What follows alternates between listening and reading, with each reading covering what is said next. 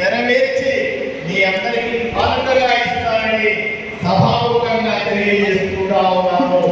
ఎవరు కూడా ఇబ్బంది పడవద్దని, ఎక్కడ సమస్య ఉంటే నేను అక్కడ ఉంటానని మీకు హామీ ఇస్తూ, రాబోయే రోజుల్లో నేను టీచర్ కుటుంబం నుంచి వచ్చాను. ఏ టీచర్కి కష్టం వచ్చినా ఒప్పుకోను. ఎవరికి ఇబ్బంది వచ్చినా, మీకు ఉద్యోగంలో కానీ వ్యక్తిగత జీవితంలో కానీ మీ ఆస్తుపాస్తుల సమస్యలు ఏదన్నా వచ్చినా సరే, ఏ కష్టం వచ్చినా సరే మీ కుటుంబ సభ్యుడిగా నన్ను తీసుకోవాలని మనస్ఫూర్తిగా కోరుకుంటూ, గురువులకందరికీ ఒకసారి వందనాలు తెలుపుకుంటూ సెలవు తీసుకుంటాను. ధన్యవాదాలు.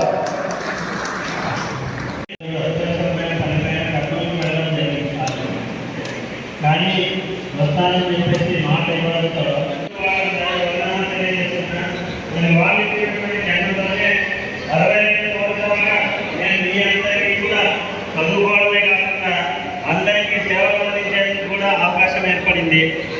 ముఖ్యంగా నేను ఎంఈఓగా రావడానికి ఓ రకంగా చెప్పాలంటే మా చూడాలనే ఇన్స్పిరేషన్. ఆయన ఎన్నో సంవత్సరాలుగా పనిచేస్తూ ఉన్నాడు ఎంఈఓగా. మరి అవకాశం వచ్చినప్పుడు నేనెందుకు పని చేయకూడదు అని చెప్పేసి నేను కూడా ఆలోని ఎంఈఓగా రావడం జరిగింది. దాంట్లో మనోవృత్తి ఉద్దేశం ఏంటంటే, ఇక్కడ ఉన్నటువంటి ఉపాధ్యాయులు కావచ్చు, ఇక్కడ ఉన్నటువంటి గ్రామాలు కావచ్చు, ఇక్కడ ఉన్నటువంటి పాఠశాలలు కావచ్చు, ఇక్కడ ఉన్నటువంటి ప్రజాప్రతినిధులు కావచ్చు, అందరూ కూడా పరిచయమైనటువంటి వాళ్ళే కాబట్టి చక్కగా పనిచేసుకోవడం చెప్పేసి రావడం జరిగింది. మరి అనుకున్న విధంగా అందరూ కూడా నాకు అన్ని విధాలుగా సహకరించినారు. అన్ని విధాలుగా సహకరించి మన మండలం యొక్క పేరుని అభివృద్ధి దిశలో నడిచేందుకు అందరి యొక్క సహకారం లభించింది. అందరికీ కూడా ధన్యవాదాలు తెలియజేస్తున్నా. మరి ఇంత సర్వీస్ చేయడంలో ముఖ్య పాత్ర పోషించినటువంటి వాళ్ళు ఎవరంటే మన ఎమ్మెల్యే గారు చెప్పినారు, నీ మేడం గారు గురించి అని చెప్పేసి. నిజంగా చెప్పాలంటే నేను డ్యూటీకి వెళ్ళేటప్పుడు ఏ రోజు కూడా క్యారీ లేకుండా వెళ్ళలేదు.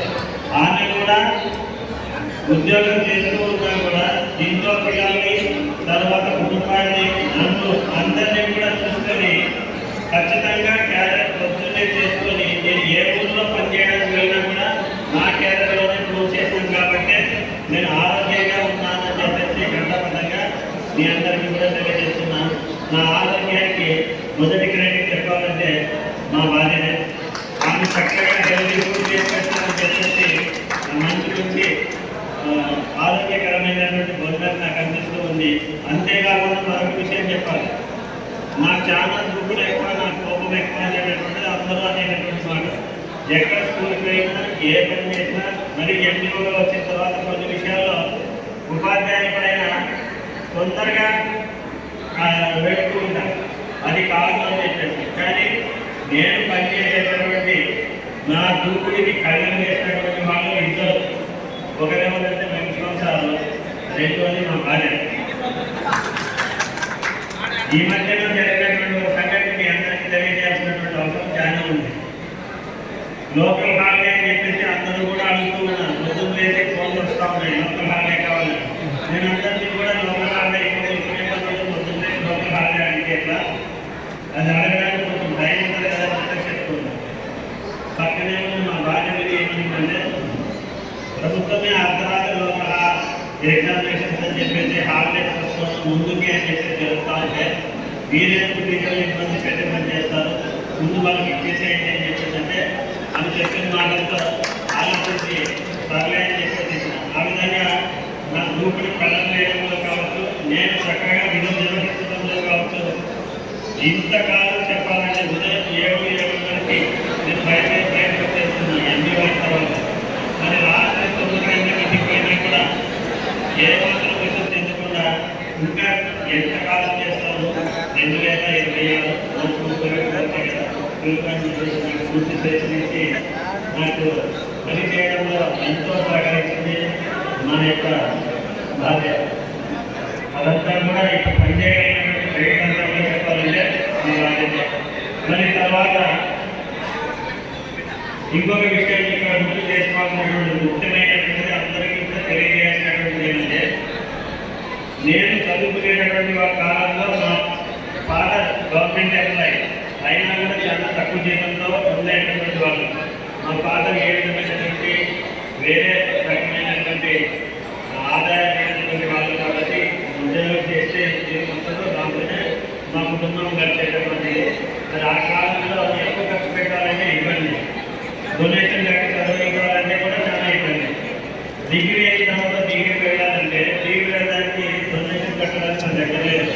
యాక్చువల్గా సీట్ వస్తుంది అనుకున్నాం కానీ సిల్వర్ జూబ్లీ కాలేజీలో సీట్ రావాల్సింది అప్పుడు తక్కువ వేయడానికి కరెక్ట్గా నాకు ఎన్ని మార్కులు వచ్చినాయో ఇంకా వరకు కూడా అన్ని మార్కులు రావడంతో ఏదో ఒక రెగ్యులర్ తీసుకొని సీట్ చేస్తాను వాళ్ళకి ఇంకోటి సీట్ కావాలని చెప్తుంది. మరి కానీ ఎట్లయినా మీరు చదవాలనేటువంటి ఉద్దేశం ఉంటే మా ఫాదర్ డొనేషన్ కట్టడం కాదు లేదా అన్నం పెట్టుకొని జీవితం అంటారు. కానీ నేను ఇప్పుడు టీచర్గా ఉండి ఇంతకాలం పనిచేయడానికి కారణం అంటే మా అక్క మా బావ వాళ్ళు నాకు బిఎడ్ కాలేజీలో డొనేషన్ కట్టడానికి సాయం చేసి మా చదువు కొనసాగించడానికి వాళ్ళు నిజంగా చెప్పాలంటే ఇదంతా కూడా వాళ్ళ పెట్టినటువంటి విషయం చేసేసాను. ఆ విధంగా మా అక్క మా బావ వాళ్ళు సహకరించారు. దాంతో పాటుగా మరి మా చెల్లెలు మా బావ వాళ్ళు కూడా అన్ని రకాలుగా ప్రతి విషయంలో కూడా కుటుంబ విషయాలను సహకరిస్తూ ఉన్నారు.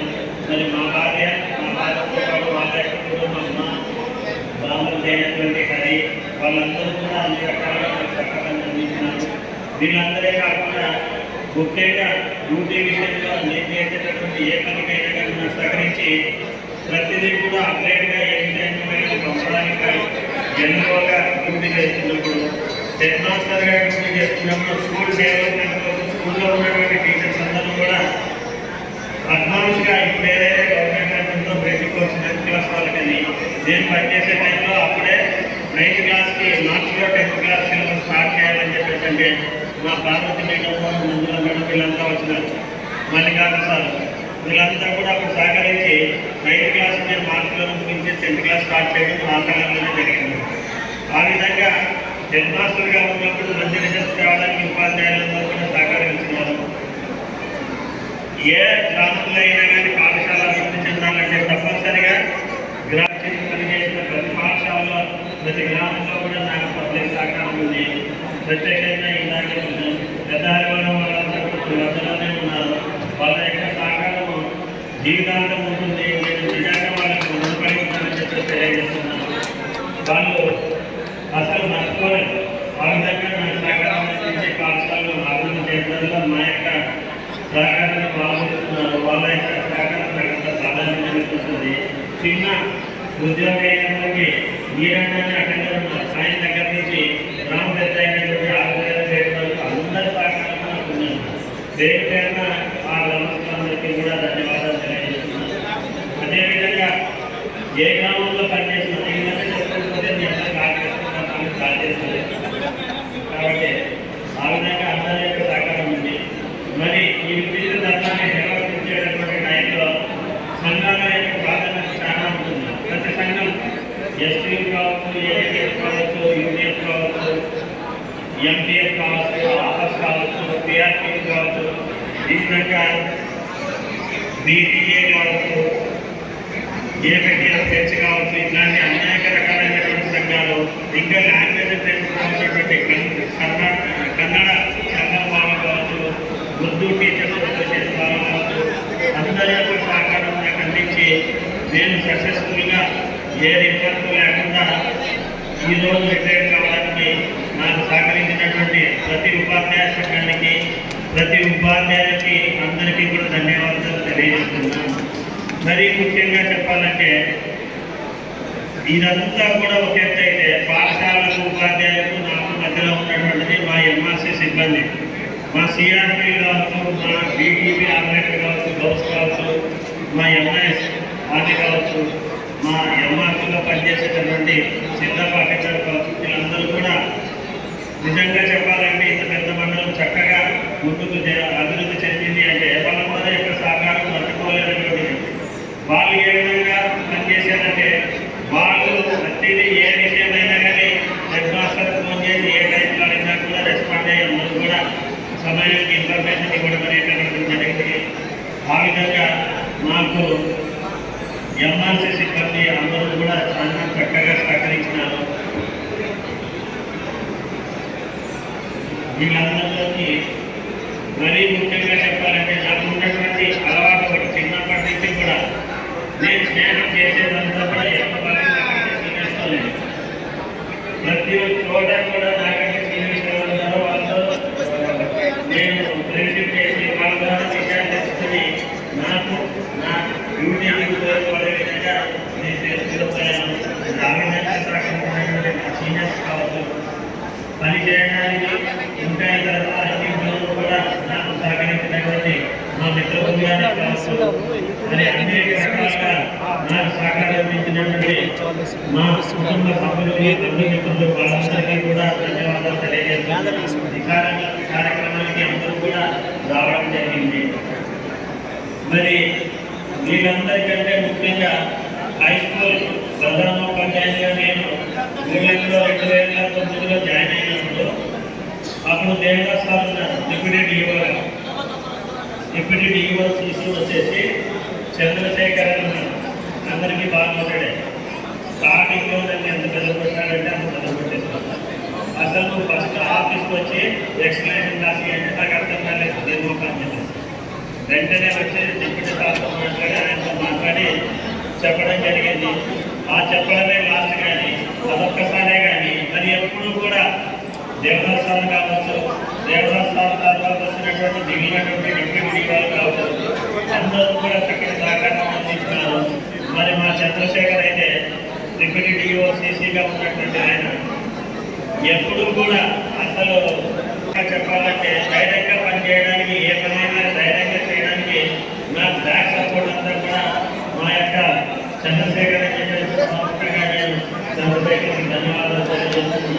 చంద్రశేఖర్ అజ్ఞాతంగా ఉంటాడు, అన్ని రకాలుగా సహకారం అందిస్తున్నాను. దీంట్లో మరి గతంలో